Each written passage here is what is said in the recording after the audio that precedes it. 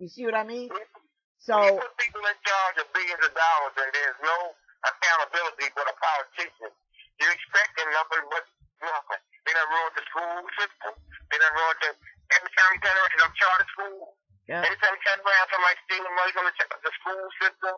That's the education reform emergency. Our kids can't get educated. First, they're traumatized and injured, mentally and physically disabled before they even get to school to receive any education.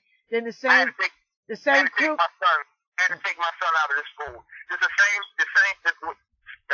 He was being constantly attacked in first grade, kindergarten last year, in first grade. The only thing they did last year was lost his school record and made us go to truancy court, where our lawyer found out that somebody at the school board had doctored his record so they could backdoor a way for DHS to get in our life, because the DHS was saying that he was truant. Yeah. We found out this year, we just took him to the board of education and take him out. But they let the little boy attack him. They attacked him. My son the little boy stopped. My son, this is first grade. This is how they tell me that my son was attacked. They put a note in his homework book stating his son was assaulted in school. He received bruises in his chest, in his eye, and in his head. Oh my God. In his face. And he was iced down by the school nurse. And this is how they told me. Oh my God. And who signed that letter? That note in his book? And when I go to his school every day because they don't let you in the school, I park in front of the little walkway where the kids come out of school. So I make sure he sees me and make sure he get right in the car. While I was waiting for him. Okay, all right. The aide who was supposed to be watching him,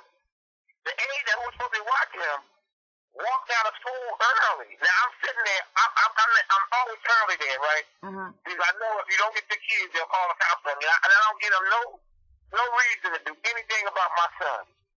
She walks past me, and I'm saying, well, where's the kids at?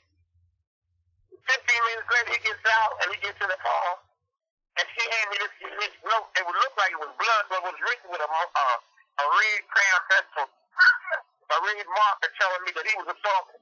Now, when we go to the board of education, we say we're not sending my son back to school there because it's too much violence there. Okay, Brian. Okay, look. They tell us that the little boy was suspended.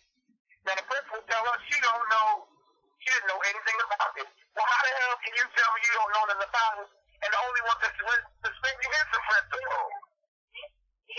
Listen, right. Everybody continue listening because I'm gonna play this on my Blog Talk Radio show. Right after this, you're gonna hear the remedies for it. If you don't think that what Brian just described is in modern day slavery, living in a slave situation where you gotta worry about what somebody's gonna say about you, so they can kidnap your kid, and literally knowing that they admit they got no problem falsifying records to set you up for kidnap for profit, and then to actually report assaults by crayons in notebooks, leaving early. This is a powerful piece of evidence testimony of Brian Jones that speaks to Mr. Eric Holder and John Walsh about the children falling through the cracks of malpractice that permeates our quality of life here in our communities. We need intervention in a public safety emergency.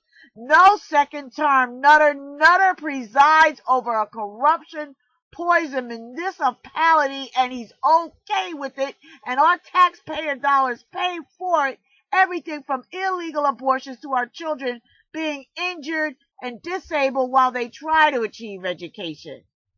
Please, no second term nutter. Everybody listen to this right after here. You're going to start hearing some remedies about not just what the law is, but as private citizens, how we can enforce the law so we stop being their slaves that they punk at every opportunity, and we can really enforce the law through our own private investigations and hiring our own private law enforcement and lawfully render individually accountability on people who have caused us such harm and try to steal our freedoms and safety from us.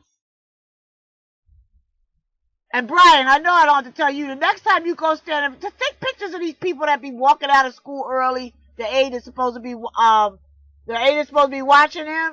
Take pictures of the people. You know, whoever wrote that, well, if you see her out there and wrote that note in a book, take her picture too. You know, that's all good evidence. Because I'm talking about individual accountability means these people need to be prosecuted as criminals. We should have their mugshots posted just like they put our pictures everywhere. You know, when Janice Brown went to review the subpoenaed records, we saw that they had pictures of her children when she was raising her children. They got pictures of her children. When they come, DHS comes, they take pictures of the target. Those are our children are nothing more than Target products for them. Yeah. And they're right there in the file. Take their picture. We need their mugshots. We need to put that up on America's Most Wanted. I'm telling you, this evidence is going to John Walsh, whose agenda is in alignment with ours, inasmuch as he wants that Recovery Act funding for his staff to research that would deploy U.S. Marshals to go and retrieve kidnapped, for-profit, injured, disabled people of all ages, because they're doing this to the elderly and the disabled too, you know, for billing.